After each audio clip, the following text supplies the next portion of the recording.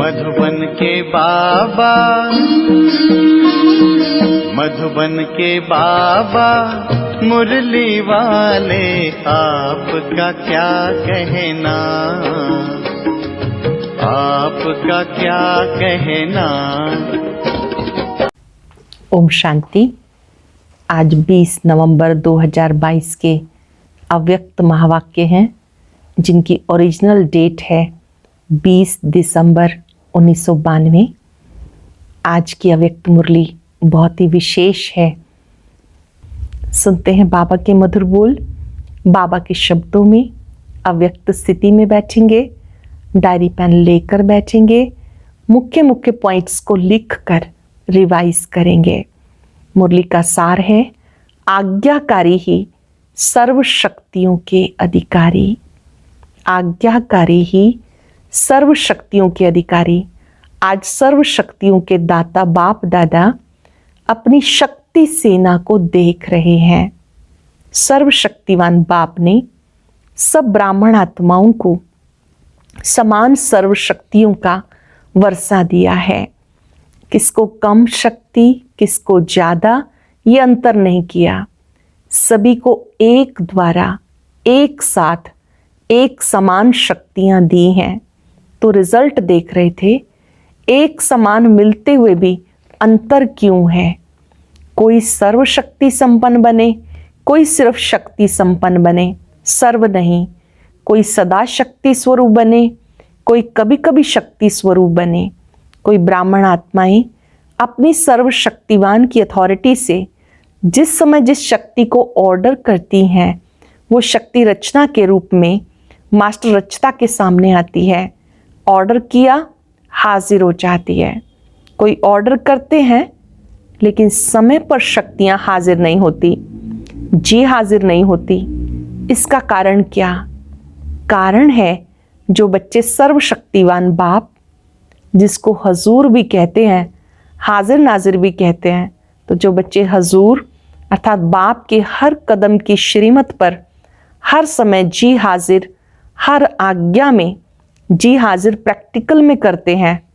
जी हाजिर करने वाले के आगे हर शक्ति भी जी हाजिर, जी मास्टर हजूर करती है। अगर कोई आत्मा श्रीमत व आज्ञा जो सहज पालन कर सकते हैं वो करते हैं, जो मुश्किल लगते वो नहीं कर सकते। कुछ किया, कुछ नहीं किया, कभी जी हाजिर, कभी हाजिर।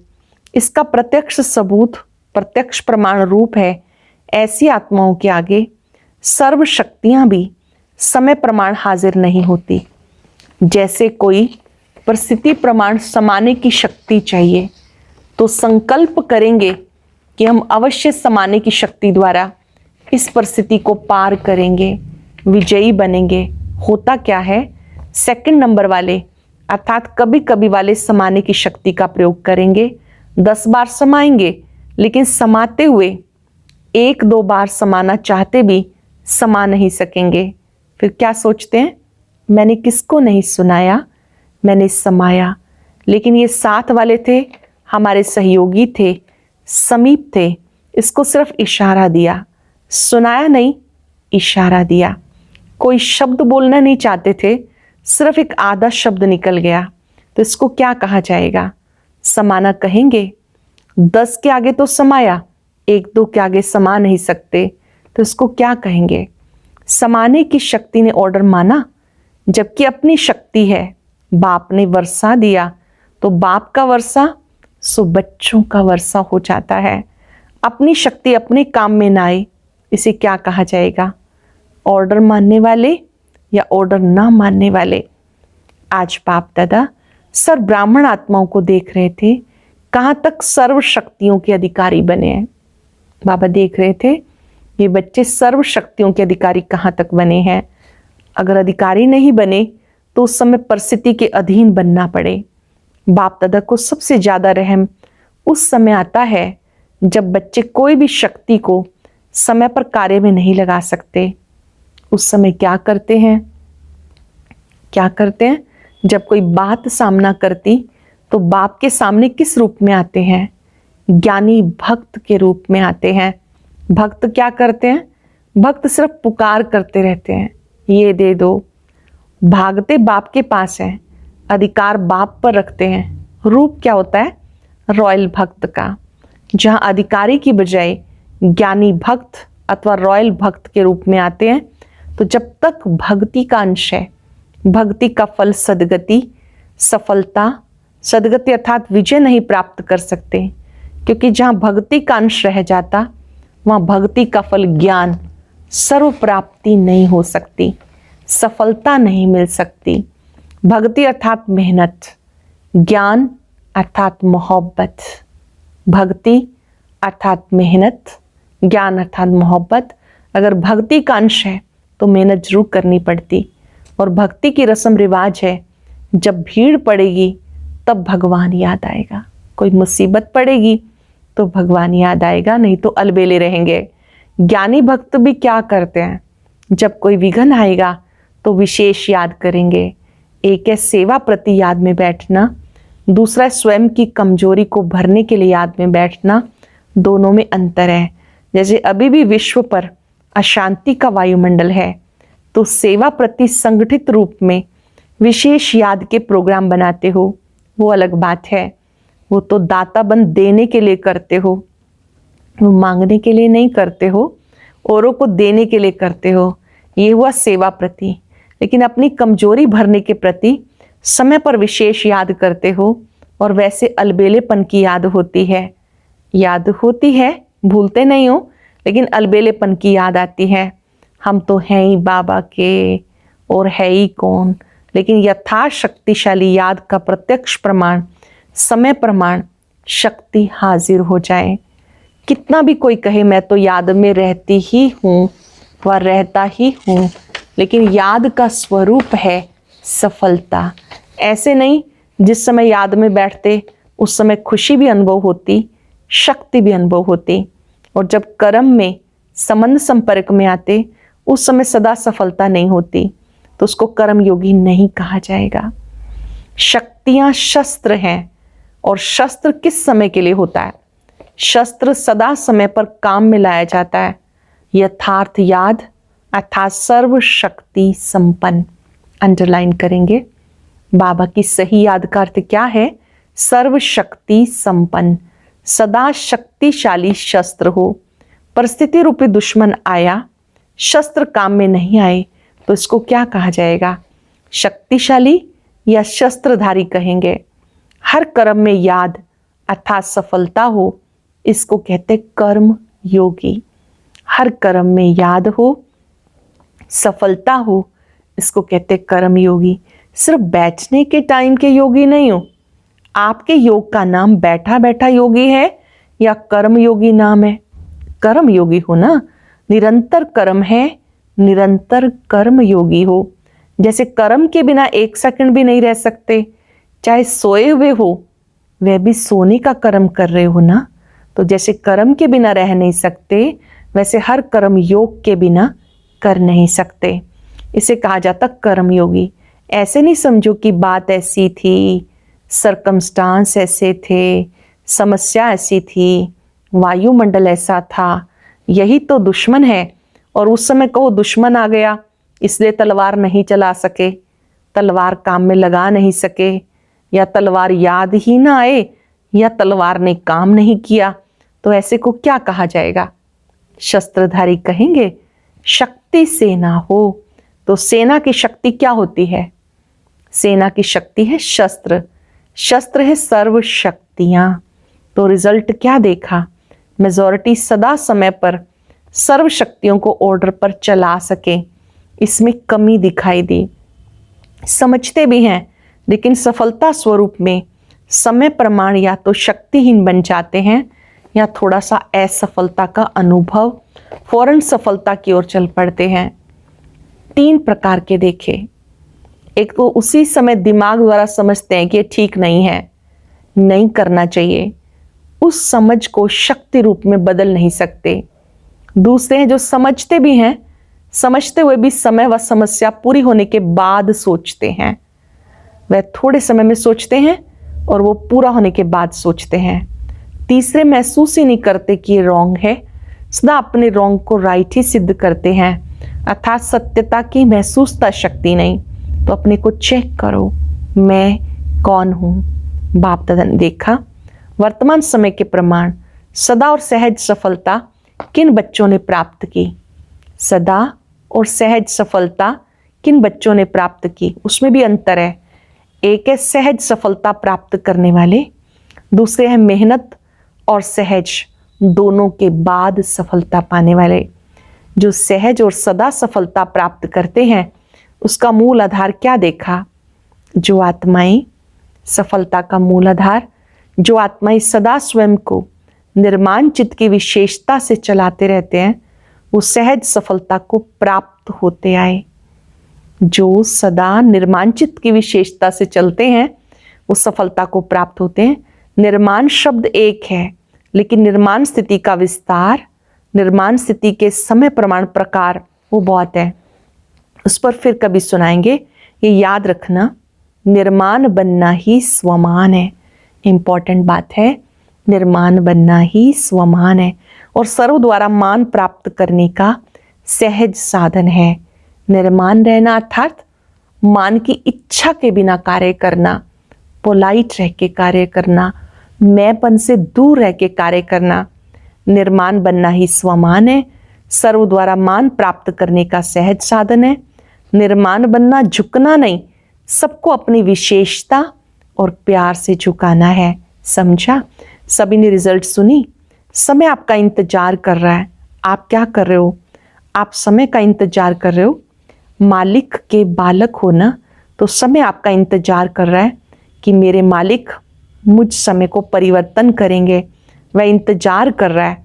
आपको इंतजाम करना है, इंतजार नहीं करना। सबको संदेश देने का, समय को संपन्न बनाने का इंतजाम करना है। जब दोनों कार्य संपन्न हो तब समय का इंतजार पूरा हो। तो ऐसा इंतजाम सब कर रहे हो किस गति से? समय को देख आप भी कहते हो वो तो फास्ट समय बीत रहा है, इतने वर्ष कैसे पूरे हो गए? सोचते हो ना? अव्यक्त बाप की पालना को कितने वर्ष हो गए, कितना फास्ट समय चला। आपकी गति क्या है? फास्ट है या फास्ट चलकर कभी कभी थक जाते हो फिर रेस्ट करते हो? कर रहे हैं तो ड्रामा के बंधन में बंधे हुए ही हो, लेकिन गति क्या है? कर तो रहे हो लेकिन गति क्या है? इसको चेक करो। सेवा हो रही है, पुरुषार्थ हो रहा है, आगे बढ़ रहे हैं, ये तो ठीक है, लेकिन अब गति को चेक करो। सिर्फ चलने को चेक नहीं करो, अपनी गति को भी चेक करो, स्पीड को चेक करो। समझा? सभी अपना काम कर रहे हो ना? अच्छा, मुलाकात है बाबा की। साधारण कर्म में भी ऊंची स्थिति की झलक दिखाना, ये फॉलो फादर करना है। सदा संगम युगी पुरुषोत्तम आत्मा है, ऐसा अनुभव करते हो? हम संगम युगी पुरुषोत्तम आत्मा है, ये अनुभव करते हो? संगम युग का नाम है पुरुषोत्तम, अर्थात पुरुषों से उत्तम पुरुष बनाने वाला युग। तो संगम युगी हो, आप सभी पुरुषोत्तम बने हो ना? आत्मा पुरुष है, शरीर प्रकृति है, तो पुरुषोत्तम अर्थात उत्तम आत्मा हूं। सबसे नंबर 1 पुरुषोत्तम कौन है? नंबर 1 पुरुषोत्तम ब्रह्मा बाबा। इसलिए ब्रह्मा को आदिदेव कहा जाता। फरिश्ता ब्रह्मा भी उत्तम हो गया, फिर भविष्य में देव आत्मा बनने के कारण पुरुषोत्तम बन जाते हैं। लक्ष्मी नारायण को भी पुरुषोत्तम कहेंगे ना? तो पुरुषोत्तम युग है, पुरुषोत्तम मैं आत्मा हूं। पुरुषोत्तम आत्माओं का कर्तव्य भी सर्वश्रेष्ठ है। उठा, खाया पिया, काम किया, ये साधारण कर्म नहीं। साधारण कर्म करते भी श्रेष्ठ स्मृति, श्रेष्ठ स्थिति हो। साधारण कर्म करते भी श्रेष्ठ स्मृति, श्रेष्ठ स्थिति हो। जो देखते ही महसूस करें ये कोई साधारण व्यक्ति नहीं। जैसे जो असली हीरा होगा वो कितना भी धूल में छिपा हुआ हो, अपनी चमक जरूर दिखाएगा, छिप नहीं सकता। तो आपके जीवन हीरे तुल्य है ना? कैसे भी वातावरण में हो, कैसे भी संगठन में हो, लेकिन जैसे हीरा अपनी चमक छिपा नहीं सकता, ऐसे पुरुषोत्तम आत्माओं की श्रेष्ठ झलक सबको अनुभव होनी चाहिए। पुरुषोत्तम आत्माओं की श्रेष्ठ झलक सबको अनुभव होनी चाहिए।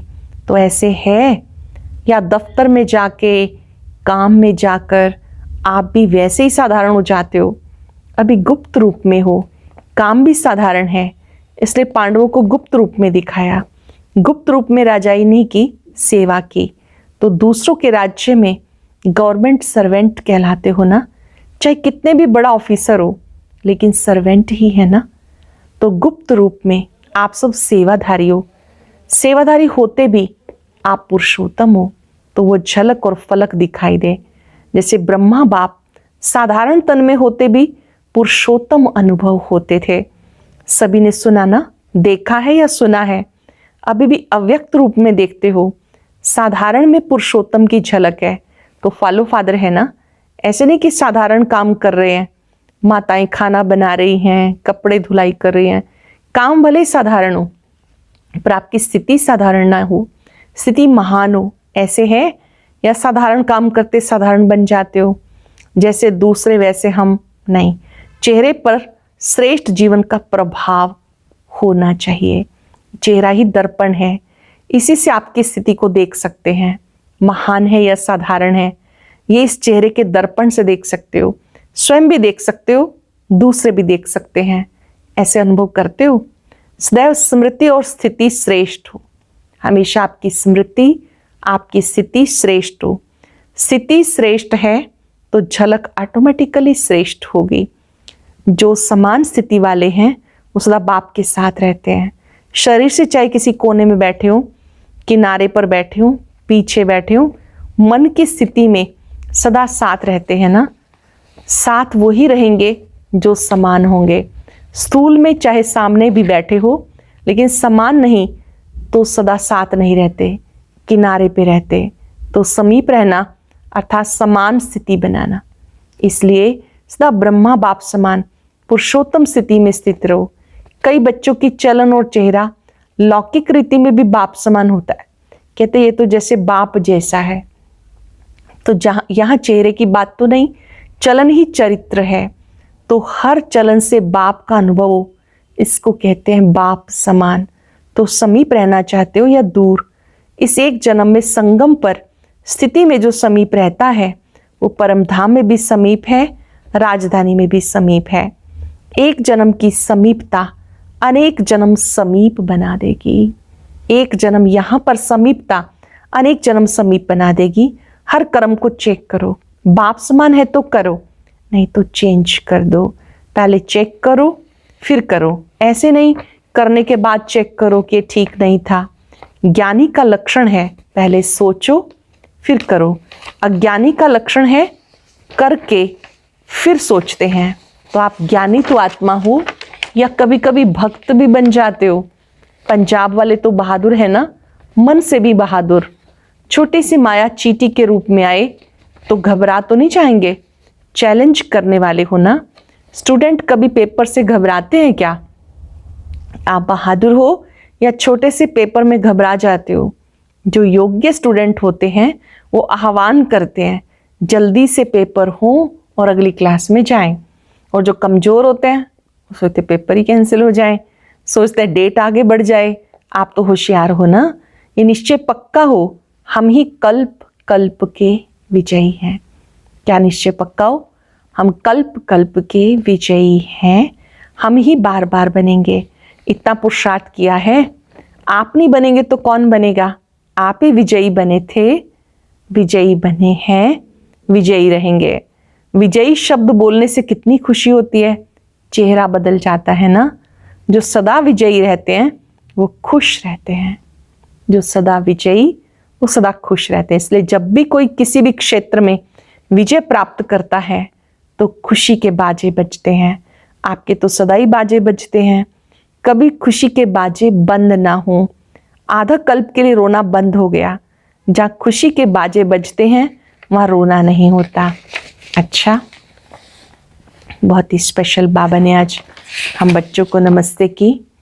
चारों ओर के सदा बाप के आगे जी हाजिर करने वाले, सदा मास्टर सर्वशक्तिवान बन सर्वशक्तियों को स्वयं के ऑर्डर में चलाने वाले, सर्वशक्तियाँ जी हाजिर का पार्ट बचाने वाले, ऐसे सफलता मूर्त आत्माएं हर कर्म में याद का स्वरूप अनुभव करने वाले, औरों को भी कराने वाले ऐसे अनुभवी आत्माओं को सदा हर कर्म में, संबंध में, संपर्क में निर्माण बन विजयी रत्न बनने वाले ऐसे सहज सफलता मूर्त श्रेष्ठ बच्चों को बाप दादा का याद प्यार और नमस्ते। रूहानी बच्चों के रूहानी बाप दादा को नमस्ते, गुड मॉर्निंग, शुक्रिया। वरदान, दे अहंकार व अभिमान के सूक्ष्म अंश का भी त्याग करने वाले आकारी सो निराकारी भव। दे अहंकार व अभिमान के सूक्ष्म अंश का भी त्याग करने वाले आज्ञाकारी सो निराकारी भव। कईयों का मोटे रूप से देह के आकार में लगाव व अभिमान नहीं है, लेकिन देह के संबंध से अपने संस्कार विशेष हैं, बुद्धि विशेष है, गुण विशेष हैं, कलाएं विशेष हैं, कोई शक्ति विशेष है, उसका अभिमान अर्थात अहंकार, नशा, रोब, ये सूक्ष्म देह अभिमान है। सूक्ष्म में अहंकार होना, नशा होना, रोब रखना, ये देह अभिमान है। तो ये अभिमान कभी भी आकारी फरिश्ता व निराकारी नहीं बनने देगा। इसके लिए अंश मात्र का भी त्याग करो तो सहज ही आकारी सो निराकारी बन जाएंगे। सूक्ष्म अंश का भी त्याग करो तो सहज ही आकारी सो निराकारी बन जाएंगे। श्लोक ने समय पर सहयोगी बनो तो पदम गुणा रिटर्न मिल जाएगा। समय पर सहयोगी बनो तो पदम गुणा रिटर्न मिल जाएगा। आज सूचना है, अंतर्राष्ट्रीय योग दिवस, तीसरा रविवार है, 6:30 से 7:30 सब भाई बहनें विशेष योग से शुभ संकल्प करें। मुझात्मा द्वारा पवित्रता की किरणें निकलकर सारे विश्व को पावन बना रही हैं। मैं मास्टर पतित पावनी आत्मा हूँ। ओम शांति। और अब यह एक बहुत अच्छी वीडियो भी जरूर देखें।